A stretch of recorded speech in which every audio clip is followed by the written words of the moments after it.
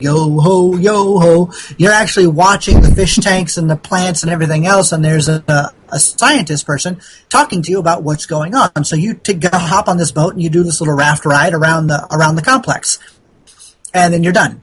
Then you can pay an extra $20 and get a behind the seeds SEEDS behind the seeds tour of the facility, where a scientist takes a group of 5 or 6 of you, one of their agro scientists, usually an intern or someone recently graduated from university, and they do a behind the scenes walk around of all the details of what they do, how they do it, how they manage the pK, the phosphorus and potassium loads, and how they do this and how they do that. So you get to walk through the whole facility. So there's not much you can't grow. What matters is how you grow it and how you set it up. So, for example, for right now, CFS is not planning on growing trees.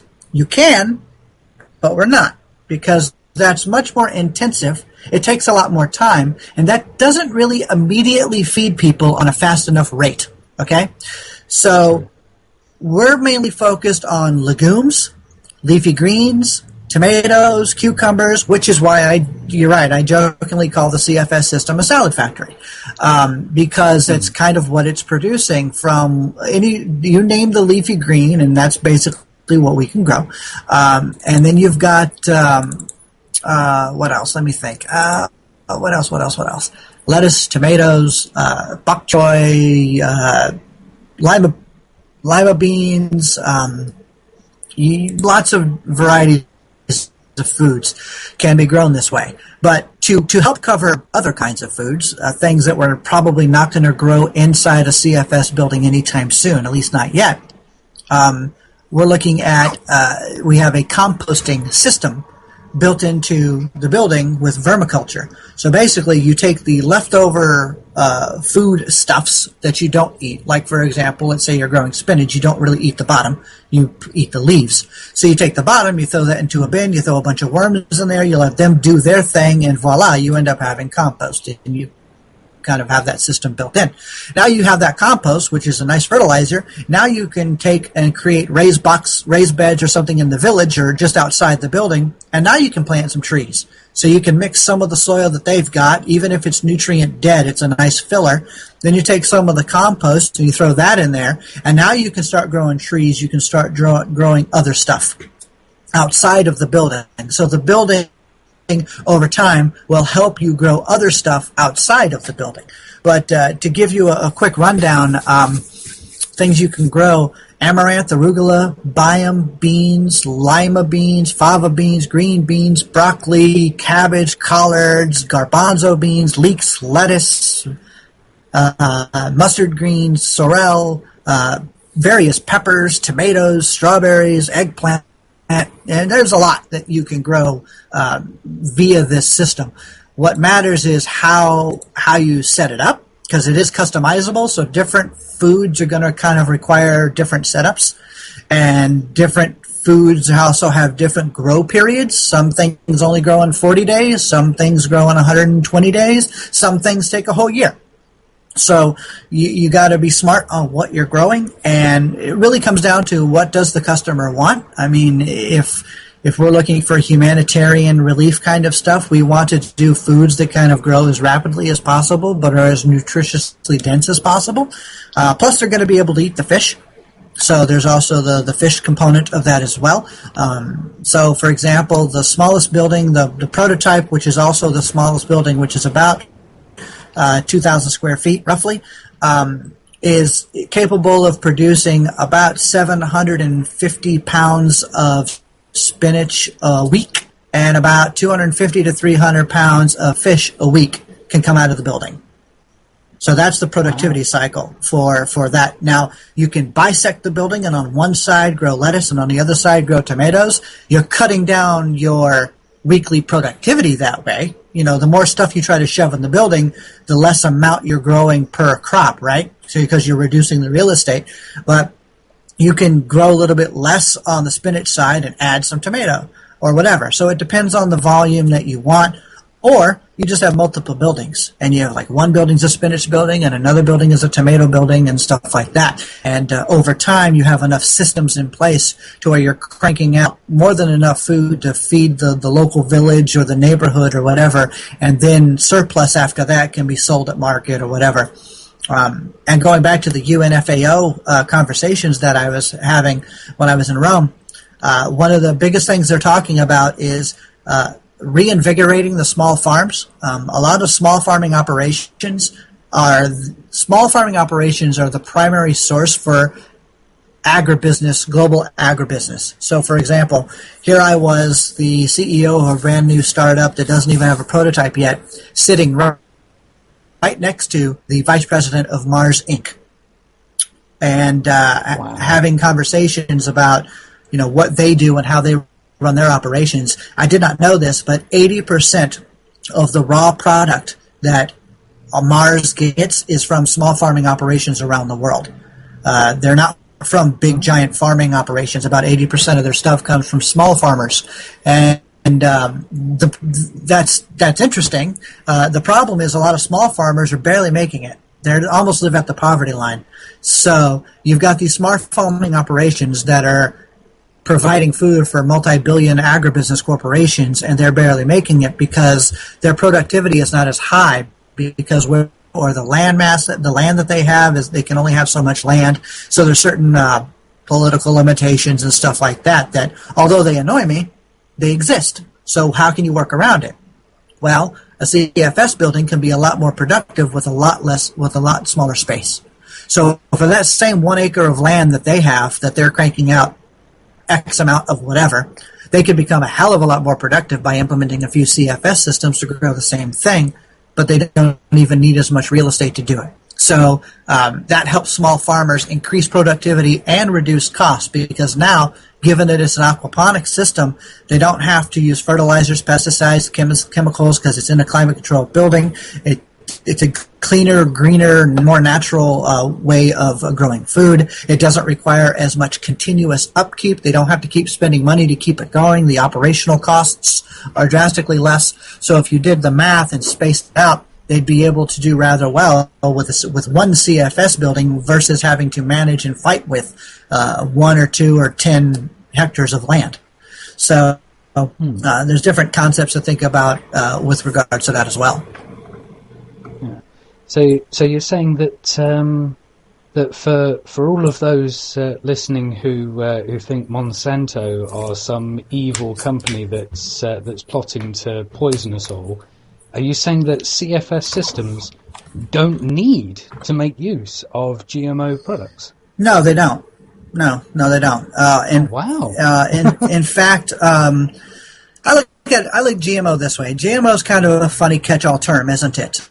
A lot of people have turned it into the demon word, but the catch is that we've been genetically modifying crops for thousands of years. The moment we started agriculture and refining the way we grow stuff, we started changing the genetic makeup of food. It's just we did it over longer time scales. So what kind of GMO are we talking about? Are we talking about interspecies genetic modification or intra-species genetic modification? As in plants from the same family, but this one plant over here is not very good in hot climates, but its cousin over here is actually not too bad in hot climates. So if we can take this grain, there's something in the genetics of this grain over here that helps it handle the heat, but its cousin over here doesn't. So how can we maybe help that happen? How can we transfer that within the same species, this genetic capability from one to the other?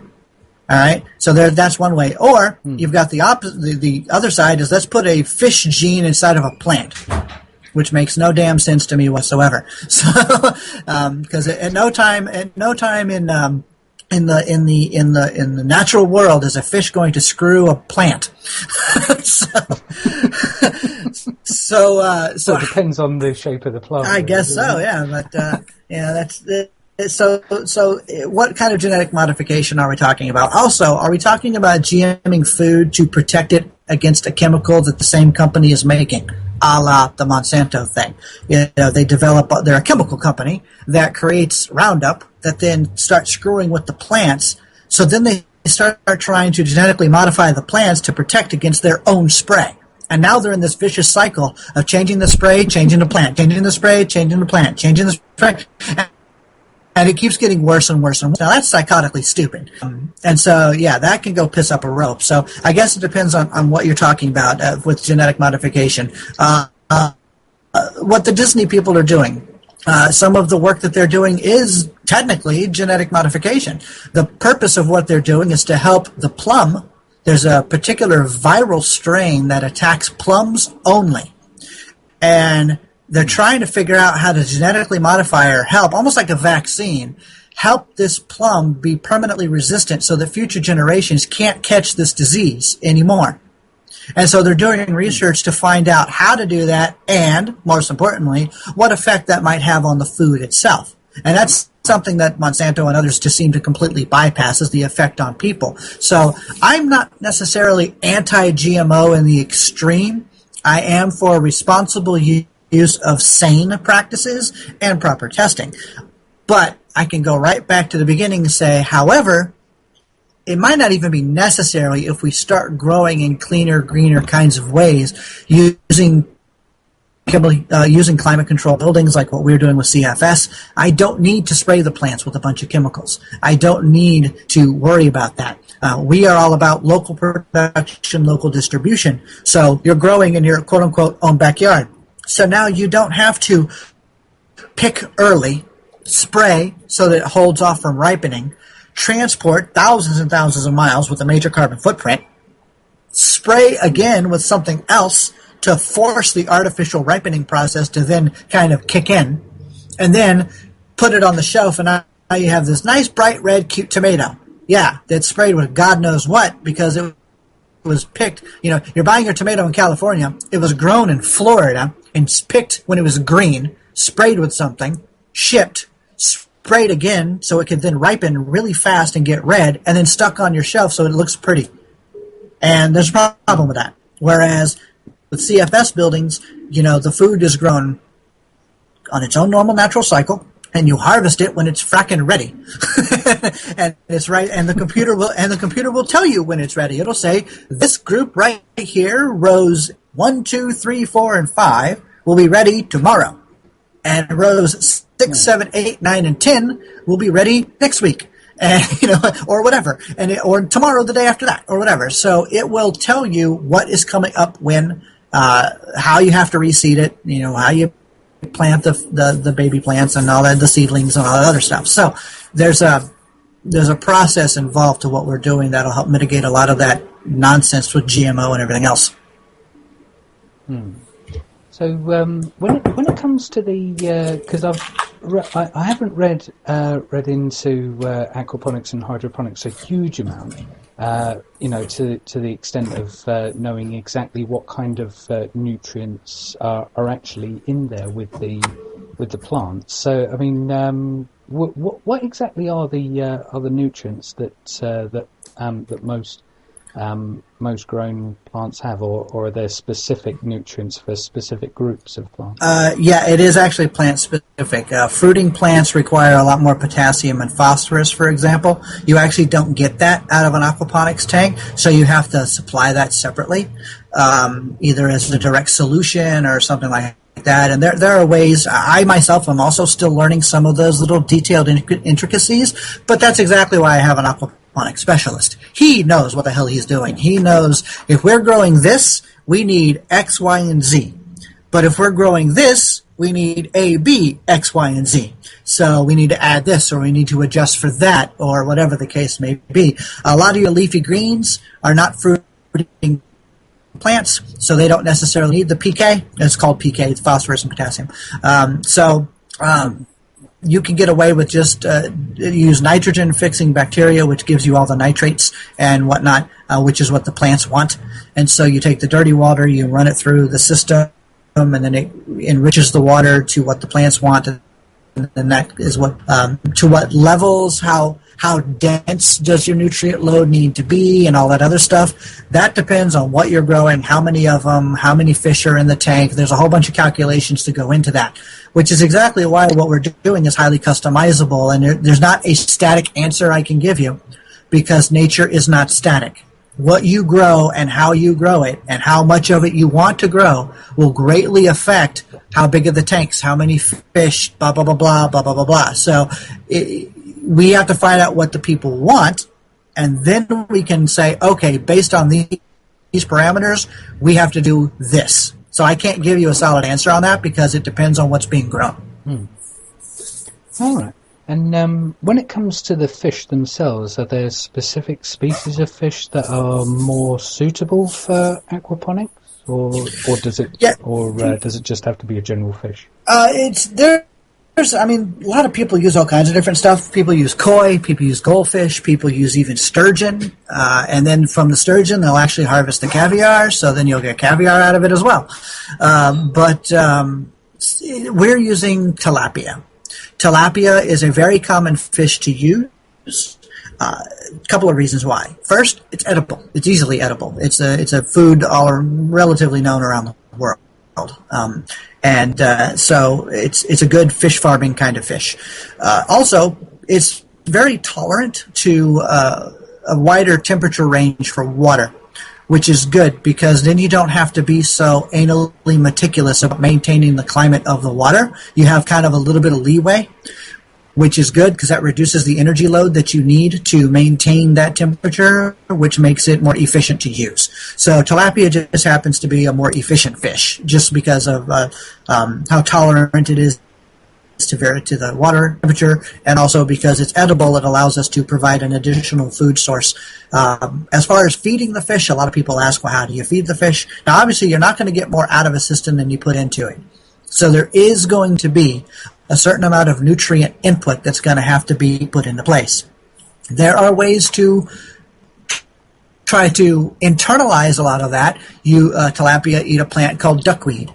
Duckweed, it grows in water, so you can almost kind of recirculate some of the nutrient loads that way. But the plants that you're growing are sucking out nutrients, so you do have to provide a certain amount of fish food, and there's organic, clean ways to get that. So there is a small operational cost, but we're wrapping that into the cost of the building, almost like a 30-year service and maintenance plan. And in a way, if you want to look at it that way, so that the people are covered as best as possible. But we're trying to minimize that so that the cost of operating in the building is insignificant relative to the amount of food that you're actually getting out of it. And it's even better if we can plug the building into an existing lake or river or something like that, because then we can draw in water from nature.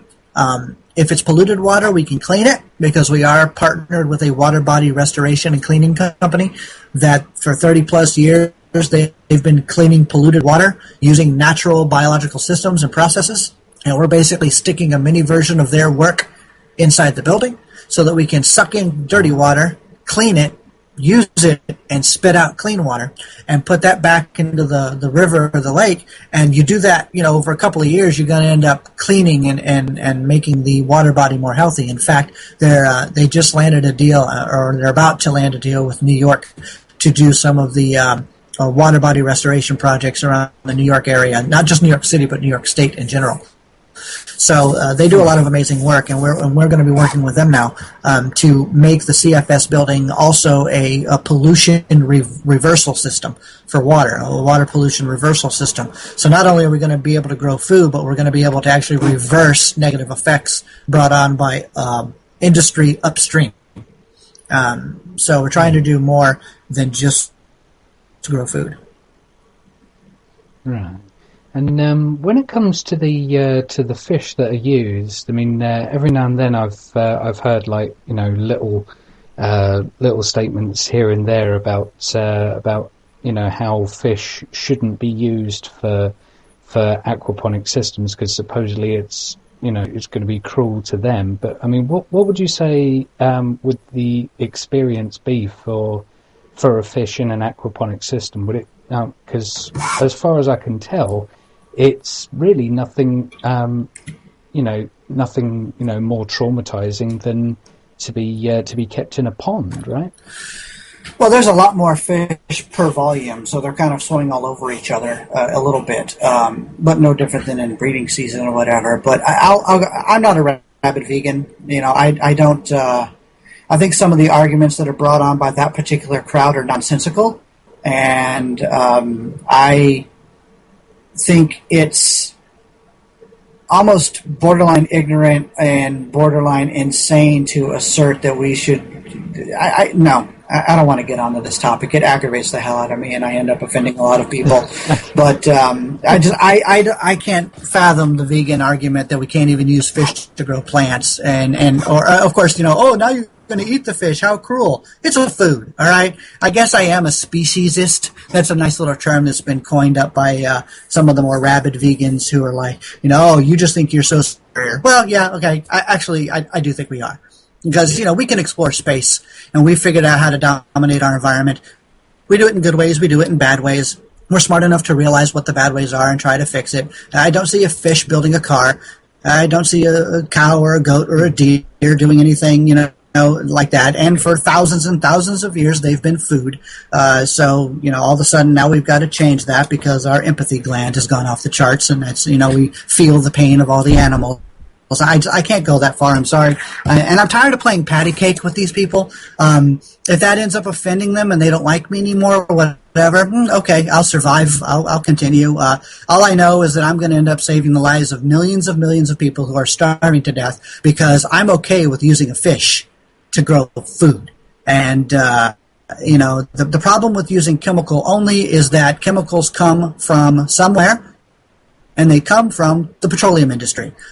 Chemicals that are used, in fact, almost all of them, that are used in in hydroponics. If you look at the buckets that you buy hydroponic food solutions, the nutrients that you pour into the water, all of those chemicals come from the petroleum industry. All right, oil. That's how they derive them. And so, what industry do you want to support? And so that's why we've gone with aquaponics instead of hydroponics. So I don't want to support the petroleum industry anymore as much as I can avoid it. If I can avoid every little way, I will avoid it in every little way. Now, I know that solar panels, there's parts of the plastics that are going to be made from oil. Okay, I understand that. I can't get away from all of it, but if I can eliminate a petroleum-derived source for any part of the system, I will. And so that's why we're using fish, and I can't go so far as to think the entire human species should abscond from eating animals simply because people just love the cute little fuzzy animals. I just can't. I know it sounds condescending and I sound arrogant, and I get attacked with all kinds of stuff, but I'm really just tired of those arguments. I'm done with them. Now, I do believe, if we want to go down this path for a moment, that industrial farming today for livestock is disgusting. The way the animals are treated is disgusting. The abuse and whatnot that goes into that process for industrial agriculture is deplorable. And I completely agree that no animal should be treated the way that these animals are being treated. It is perverse. It is wrong. That doesn't mean that I believe the entire human species can somehow become vegetarian. Because basically the assumption is that of all the biological diversity on the entire planet, everybody can do it. That is a pretty big leap. You've got people who have food allergies. You have people with different biological makeups that simply cannot do that. I happen to be one of them. I tried going vegan, vegetarian in my earlier days. Did not work so well for me. I know other people. Of course, that's all anecdotal evidence. That doesn't count. Well, screw you guys. It's real. It's real because it happened to me. And here's my point. If one person on the planet can't do it, for any reason, I don't care what the reason is, if they biologically cannot do it, then you cannot make the claim that everybody has to do it. Because what you're effectively saying is they deserve to die because they can't be vegan like you. Because they can't eat like you. That's effectively what that is. That's a good point. And so if just one person out of billions cannot do it, then it's a dead argument right from the beginning because you're effectively relegating somebody to death because they can't eat like you. And that's bullshit. And that's what pisses me off to the nth degree. Now, do I believe we need to be less meat-centric? Hell yes. Especially in America. Meat for breakfast, meat for lunch, meat for dinner. It's too much meat. Of course, it's a very profitable and lucrative industry, and it's subsidized by the government, and there's all the economic reasons why that is the way it is. We also suck for diversity when it comes to meat. Cow, chicken, and pig. That's it. Really? There are so many. ones. There are so many different kinds of biodiversity for meat consumption that you could do that would be more ethical. You could have all different kinds of animals on a farm together in a way, and there are ways to make that to work that, but also drastically less consumption. I mean, I totally believe that we should eat a lot less meat, without question. I follow about a 75-25 percentage. 75% of my diet is fruits and vegetables and nuts and stuff like that. And every once in a while, 25% of the time, I have a chicken or a steak every once in a while. It's not like I have steak for breakfast, lunch, and dinner every day. That's insane. But I also can't go completely without. So I just minimize it. And I think everybody, if we followed a rational practice, and people who want to be vegan or vegetarian and they can manage it, great, good. That's less meat consumption. I'm all for that. Fine. But to assert that everybody has to be, that's a dietary dictatorship that can have fatal consequences. And with all due respect, fuck that. Yeah. So, I mean, so I guess moving on to back to the aquaponics thing. What would you say are, because you said that pretty much all foods can be grown aquaponically and hydroponically. What would you say are the foods that obviously the stuff that is essential for like, are there any like real essential sort of like staple foods that are, in the least like a part of a healthy balanced diet that cannot be grown hydroponically or aquaponically? Let me think. I can't think of any. Well, I guess that's kind of a difficult question to answer because different parts of the world have different dietary norms. So you go to like Indonesia, they don't eat a lot of spinach. All right, so but you go somewhere else like Italy, Greece, around the Mediterranean, they eat a lot of spinach. There's a lot of spinach in their salads and stuff like that. So I guess it depends on where you are on the planet and what's your dietary norm.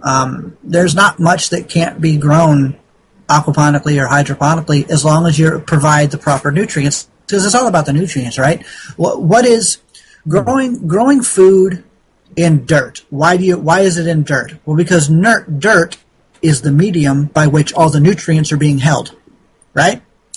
Right. And so if the nutrient load in the soil is good, in other words, if it's nice, rich, fertile soil, what they call fertile soil, if it's loaded with the proper level of nutrients, you can grow whatever. You stick seed in the ground and it'll grow, right? As long as the climate is right, the temperature is right, and it's, whatnot, you can grow stuff. And different parts of the world have different nutrient loads. So different plants grow in those areas because they've adapted to that nutrient load and to that climate, right? Well, in a greenhouse system, you can set the temperature, you can set the nutrient load, you can preset everything. So if I know that plant A requires this, this, and this, I can, quote-unquote, program the building to facilitate the needs of that plant and then grow that. Like I said, there are limitations to that. The reason why I don't want to grow trees in a building is because trees take up a lot of real estate. They're tall. They're big.